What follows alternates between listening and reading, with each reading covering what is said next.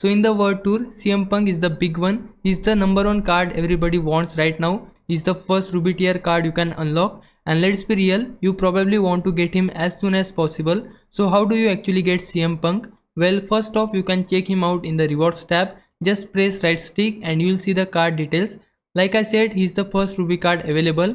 And the path to unlocking him is pretty straightforward. But you gotta hit the right steps in the right order. Let's break it down from the beginning. If you are starting from absolute zero, your first goal is to finish Orlando. You need to complete at least 2 of these events here. This will unlock Philadelphia. Once you are in Philadelphia, again knock out these 2 events and that will unlock Chicago. Now here's things starts to get spicy. In Chicago, you'll need to complete 2 matches to move forward. Next up is Boston. You want to finish 1 by 1 and then War. The reason is one of these is a 4-star difficulty and completing that will unlock Los Angeles. In LA, you are looking for either match cut or reverse shots. You will need to finish 2 or 3 of those to unlock Roman Reigns.